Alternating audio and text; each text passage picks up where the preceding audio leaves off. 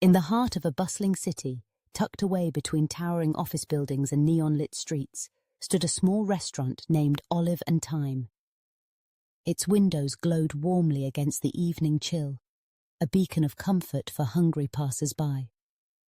The scent of fresh basil and fire-roasted bread drifted into the street, calling to all who walked by. But behind the inviting aroma and welcoming lights, there lay a story of resilience, a story woven from late nights, dashed hopes, and the fierce determination of its owner, Lucia Moreno. Lucia's journey began many years earlier, in a small town far from the clamour of city life. Raised in a family where meals were more than sustenance, they were a celebration of love, tradition, and community. She learned early the power food had to bring people together.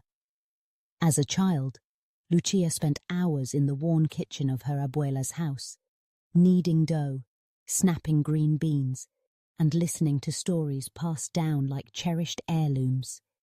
Her dream was simple and clear.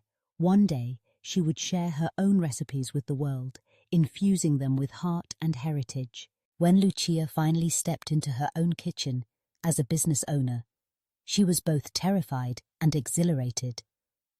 Money was tight, the hours were long, and the relentless pace of the restaurant world was unlike anything she had ever known. The early months blurred into a restless cycle, prepping ingredients before sunrise, managing a skeleton crew, serving every guest with a tired but genuine smile, then scrubbing dishes long after the last patron had slipped out into the night. Every penny counted. Any mistake loomed large. For a while, Olive and Thyme thrived. Word spread quickly about Lucia's homemade pastas and chocolate-dusted tiramisu. Loyal customers returned week after week, and for a brief moment, it seemed as if her dreams were unfurling just as she had hoped. But it wasn't long before reality pressed in. A massive construction project began across the street, choking traffic and making parking nearly impossible. The lunchtime crowd thinned. More new restaurants seemed to open every month, each with flashier decor and bigger advertising budgets. A trusted sous chef left suddenly, and then a water pipe burst in the middle of a busy Friday night, soaking the dining room and short-circuiting the oven. Lucia found herself watching the bank account dwindle and her once bright hope flicker weakly in the dark hours after closing. It was during one particularly grueling winter that Lucia faced her darkest moment. She sat alone at a corner table, staring blankly at a stack of unpaid bills, the muffled noise of the city drifting in through the window.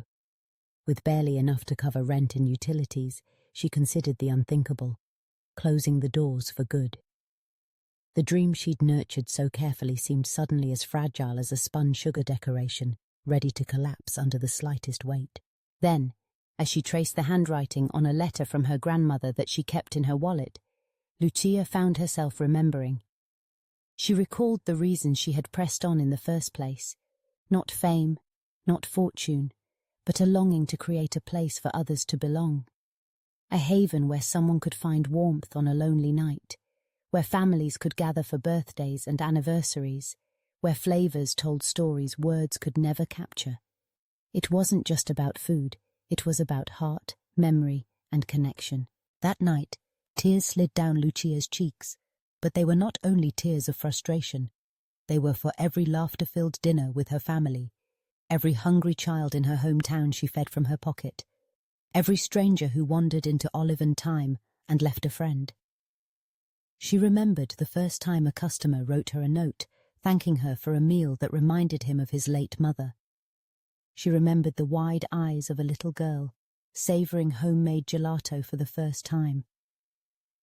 In that moment, Lucia realised her why, the deep, unwavering purpose that had set her on this path, was still alive, burning under the ashes of exhaustion and worry. Bolstered by those memories, Lucia made a promise to herself. She would not give up. She called her suppliers and negotiated for more time. She revamped the menu with affordable, high-quality seasonal dishes that brought in new customers. She invited local musicians to play on slow nights, transforming the restaurant into a small but joyful gathering spot. Slowly, the dining room began to fill again, not just with the scent of good food, but with laughter, music, and hope. The challenges didn't disappear overnight, but Olive and Thyme endured, rooted by Lucia's resilience and her ever-present why. Years later, as she watched a bustling Saturday night unfold in her cozy candlelit restaurant, Lucia knew there would always be obstacles, unexpected storms that threatened to undo her hard work. But as long as she remembered why she started, she could weather any hardship. When you feel like giving up, remember why you began. In those quiet moments of doubt, it is purpose, fierce, tender, and true, that becomes the strongest ingredient of all. Sometimes holding on means reaching back, gathering the reasons in your hands, and pressing forward, one small, determined step at a time. Just ask Lucia. Her story is far from over, and neither is yours.